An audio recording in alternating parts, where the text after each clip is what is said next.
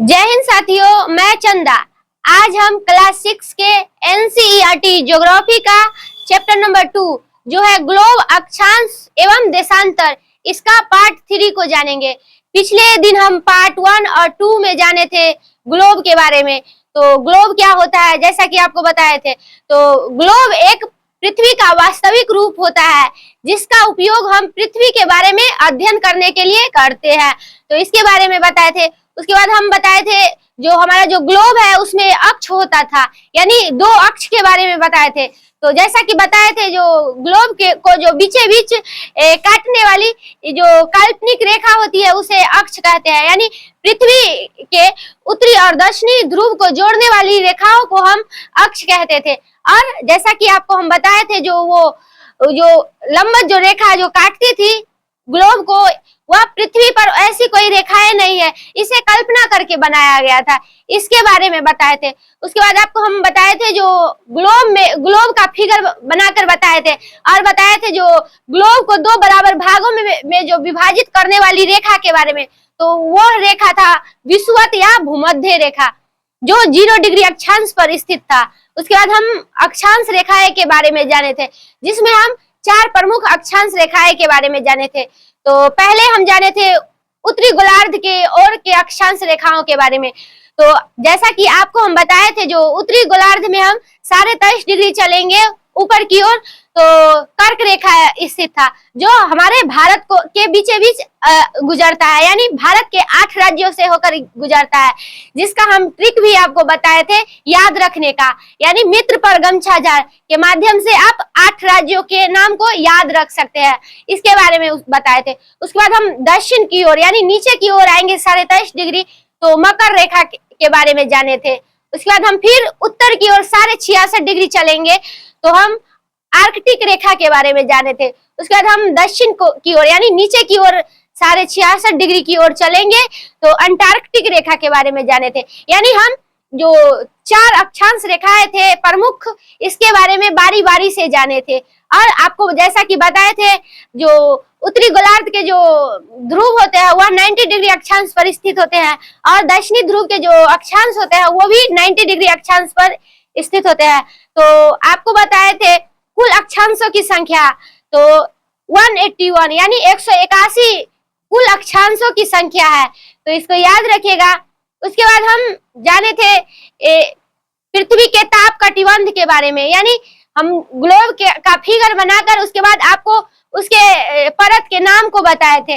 जैसा कि आपको हम बताए थे, उत्तर की ओर 23.5 डिग्री और दक्षिण की ओर 23.5 डिग्री के भाग के नाम को बताए थे उष्ण कटिबंध क्षेत्र, यानी वहां अत्यधिक गर्मी होती है। तो जैसा कि आपको हम बताए थे, जो उष्ण कटिबंध का जो क्षेत्र होता है उसमें साल में एक बार सूर्य उसके ऊपर आकर खड़ा होता है, इसलिए वहां अत्यधिक गर्मी होता है, तो इसलिए इसका नाम उष्ण कटिबंध क्षेत्र पड़ा था।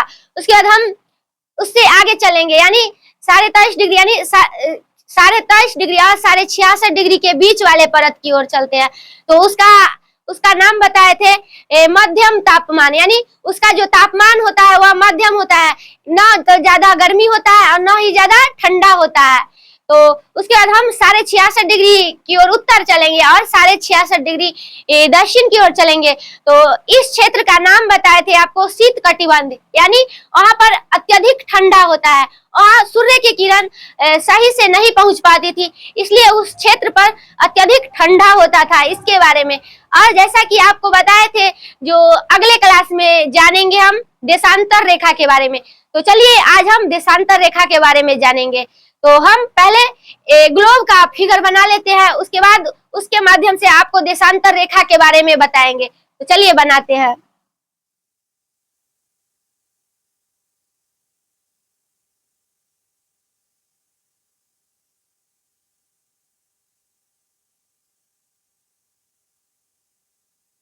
ये ग्लोब का फिगर हो गया। उसके बाद इसके बीचे बीच जिस तरह हमारा जो अक्षांश रेखा है जो बीचे बीच, यानी हम पिछले वीडियो में आपको बताए थे जो ग्लोब का एक फिगर बनाकर, और बताए थे जो हमारा जो ग्लोब को 2 बराबर भागों में विभाजित किया था, एक विषुवत रेखा या भूमध्य रेखा। तो उसी प्रकार यहाँ भी पृथ्वी को दो बराबर भागों में विभाजित करता है प्रमुख यामोत्तर रेखा। तो हम इसके बारे में जानेंगे। तो ये जो रेखा है वह 0 डिग्री अक्षांश पर देशांतर रेखा पर स्थित है और इस रेखा का नाम है प्रमुख यामोत्तर रेखा।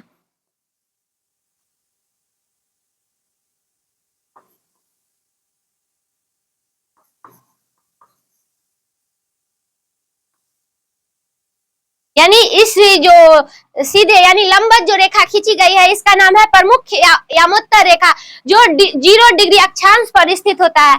उसके बाद हम जानेंगे देशांतर रेखा के बारे में। इसमें देशांतर रेखा क्या होता है? तो दो ध्रुवों को मिलाने वाली रेखा को हम देशांतर रेखा कहते हैं। तो पहले हम इसके ध्रुव के बारे में जान लेते हैं। तो ये ऊपर वाले भाग को हम नॉर्थ पोल यानी उत्तरी ध्रुव के नाम से जानते हैं।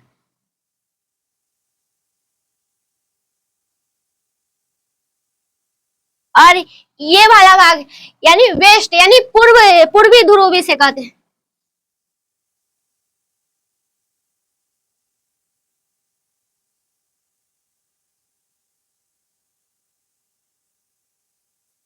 उसके बाद हम उसके बाद वाले भाग को जानेंगे जो दक्षिणी ध्रुव कहलाते हैं, यानी नीचे वाले भाग का नाम को।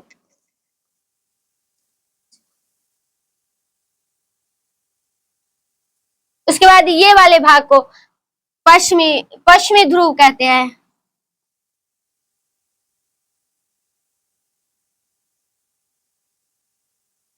यानी जो हमारा जो ग्लोब होता है उसको दो बराबर भागों में विभाजित करने वाली रेखा को प्रमुख यामोत्तर रेखा कहते हैं और ऊपर वाले भाग को उत्तरी ध्रुव कहते हैं। उसके बाद वाले भाग को हम पूर्वी ध्रुव के नाम से जानते हैं। उसके बाद वाले भाग को हम दक्षिणी ध्रुव और उसके बाद वाले भाग को पश्चिमी ध्रुव के नाम से जानते हैं।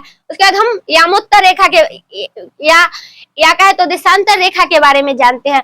तो दो ध्रुवों को मिलाने वाली रेखाओं को हम देशांतर रेखा कहते हैं।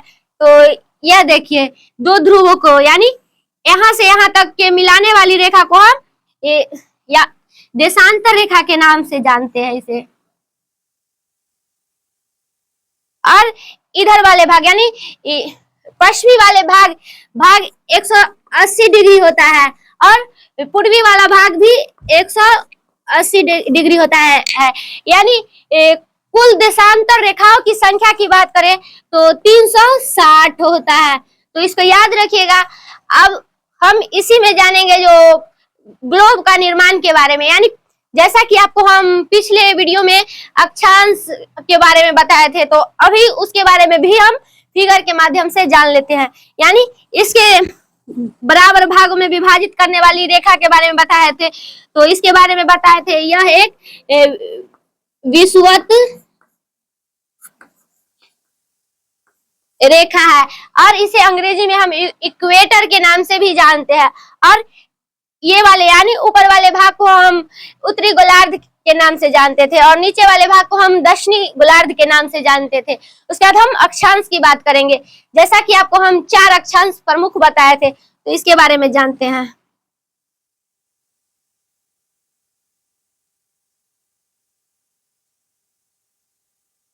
तो इधर 23.5 डिग्री चलेंगे, इधर 23.5 डिग्री चलेंगे तो ये कर्क रेखा, और 66.5 डिग्री इधर चलेंगे तो आर्कटिक रेखा,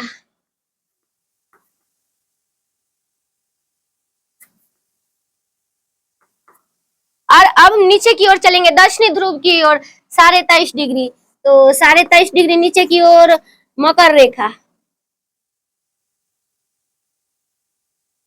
क्या 66.5 डिग्री नीचे तो अंटार्कटिक रेखा।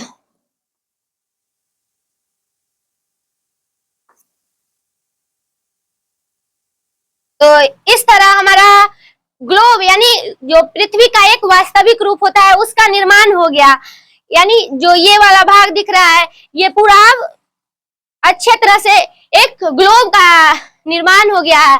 और ग्लोब पर अक्षांश रेखाओं की संख्या जैसा कि आपको बताए थे 181 होता है, और अभी आपको बताया देशांतर रेखाओं की संख्या तो 360 होता है, तो इसको याद रखिएगा। और आपको बताए थे दो अक्षांशों के बीच की दूरी के बारे में, जैसा कि आपको बताए थे दो अक्षांश यानी इस तरह के बीच की दूरी के बारे में, तो 111 किलोमीटर बताए थे। अब हम जानेंगे देशांतरों के बारे में, यानी हमारा जो ग्लोब में जो देशांतर रेखा होते हैं वह सबसे अधिकतम कहाँ पर होते हैं और सबसे न्यूनतम यानी सबसे कम कहाँ पर होते हैं। तो ग्लोब में जो सबसे अधिकतम दूरी की बात करें, यानी जो दूरी की बात करें तो वह होता है प्रमुख यामोत्तर पर, यानी सबसे अधिकतम दूरी यानी 11.3 किलोमीटर होता है यामोत्तर पर देशांतरों की दूरी। उसके बाद न्यूनतम दूरी की बात करें तो वह 0 डिग्री होता है ध्रुव पर, यानी हमारा जो ये ग्लोब आपको बताए फिगर के माध्यम से, उसमें बताए सबसे अधिकतम देशांतरों की दूरी के बारे में, तो वह सबसे अधिक दूरी होता है प्रमुख यामोत्तर पर 11.3 किलोमीटर, लगभग अक्षांश रेखाओं की बीच की दूरी के बराबर ही। और न्यूनतम की बात किए तो वह ध्रुव पर होता है 0 डिग्री। तो चलिए अब हम जानते हैं अब टॉपिक के माध्यम से देशांतर रेखाओं के बारे में, कुछ पॉइंट्स के बारे में। तो देशांतर रेखा वे काल्पनिक रेखा होती है जो उत्तरी ध्रुव से दक्षिणी ध्रुव तक खींची गई है। जैसा कि आपको हम बताए हैं, जो हमारे पृथ्वी पर ऐसी कोई रेखाएं है ही नहीं, यहाँ एक काल्पनिक करके बनाया गया है। तो वही बताया गया है, जो देशांतर रेखा वे काल्पनिक रेखा होते हैं, यानी ये वाला जो रेखा आपको बताया है वह वे काल्पनिक रेखा होते हैं जो उत्तर से दक्षिणी ध्रुव तक खींची गई है। यानी ये जो आपको ये उत्तर वाला भाग दिख रहा है और यहाँ से लेकर यहाँ दक्षिण वाले भाग तक, यानी इस तरह से खींचा गया एक काल्पनिक रेखा है, जैसा कि आपको बताया है। और अब हम जानते हैं देशांतर रेखाओं के उपयोग के बारे में, इसका उपयोग हम किस लिए करते हैं, तो इसके बारे में। तो यानी देशांतर रेखाओं का उपयोग किसी स्थान की पूर्व या पश्चिम दिशा की स्थिति ज्ञात करने के लिए करते हैं। यानी हम जैसा कि आपको बताते हैं देशांतर रेखाओं के उपयोग के बारे में, तो वह किसी स्थान के पूर्वी से पश्चिम की ओर दिशा ज्ञात करने के लिए करते हैं। तो इसके बारे में भी हम आगे जानेंगे। तो चलिए हम आगे देखते हैं। देशांतर रेखाएं उत्तर से दक्षिण की ओर की दिशा में होते हैं, यानी जैसा कि इस तरह बात करता है, यानी ये जो आपको जो देशांतर रेखा जो दिख रहा है वह उत्तर से दक्षिण की ओर होता है। तो यही बताया गया है, देशांतर रेखाएं उत्तर से दक्षिण की ओर होते हैं। अब हम आगे जानते हैं देशांतर रेखाओं को एक और अन्य नाम से जाना जाता है, इसके बारे में। तो देशांतर रेखा को राष्ट्रीय तिथि रेखा के नाम से भी जानते हैं। यानी आपसे अगर पूछा जाए देशांतर रेखाओं का एक और अन्य नाम क्या है, तो वह नाम है राष्ट्रीय तिथि रेखा के नाम से भी हम देशांतर रेखाओं को जानते हैं। तो इसको याद रखिएगा। अब चलिए आगे अगले टॉपिक की ओर चलते हैं, देशांतर रेखाओं और समय के बारे में। यानी जैसा कि आपको बताया है, जो देशांतर रेखाओं पर दिशा ज्ञात करते हैं, समय के बारे में जानते हैं, तो वही बताया गया है। तो चलिए जानते हैं देशांतर और समय के बारे में, यानी देशांतर पर समय के बारे में। तो देशांतर रेखा के आधार पर समय का निर्धारण समय मापने का सबसे अच्छा साधन, यानी हम देशांतर रेखा पर समय का निर्धारण करते हैं और देशांतर रेखाओं के माध्यम से हम समय के बारे में जानते हैं। तो उसका सबसे अच्छा साधन की बात करें तो वह होता है पृथ्वी, उसके बाद चंद्रमा और ग्रहों की गति। यानी जैसा कि हम आपको फर्स्ट चैप्टर में बताए थे, जो तारों के माध्यम से हम दिशा का ज्ञात करते थे, यानी हमारे जो पूर्वज थे उनके पास तो कोई घड़ी नहीं था, यानी प्राचीन समय में वैसी कोई घड़ी नहीं होती थी, यानी उतना ज्यादा विकसित नहीं था। इसलिए उस समय के लोग दिशा के यानी तारा के माध्यम से दिशा का अनुमान लगाते थे, समय का अनुमान लगाते थे। तो आपको हम उदाहरण के लिए एक बताए थे, सप्तऋषि का तारा जो उत्तर की ओर हमेशा देखने को मिलती है, उसी के माध्यम से हमारे जो पूर्वज थे वह दिशा का अनुमान लगाते थे। तो अभी हम उसी से रिलेटेड के बारे में जानेंगे, यानी देशांतर रेखाओं के माध्यम से हम जानेंगे समय के बारे में, यानी दिन के बारे में जानेंगे। तो चलिए जानते हैं तो वही बताया गया है, देशांतर रेखाओं का सबसे अच्छा साधन समय ज्ञात करने का होता है पृथ्वी, चंद्रमा, ग्रह की गति। उसके बाद इसका सबसे अच्छा साधन की बात करें जो पूरे विश्व में होता है, वह होता है सूर्य। यानी बताया ही गया है पूरे विश्व में समय निर्धारण का साधन, यानी हमारा जो पूरा विश्व होता है उसमें समय निर्धारण का सबसे अच्छा साधन की बात करें तो वह होता है सूर्य। तो इसको याद रखिएगा, सूर्य के माध्यम से हम समय का निर्धारण करते हैं। तो इसके बारे में हम अभी जानेंगे। तो चलिए जानते हैं।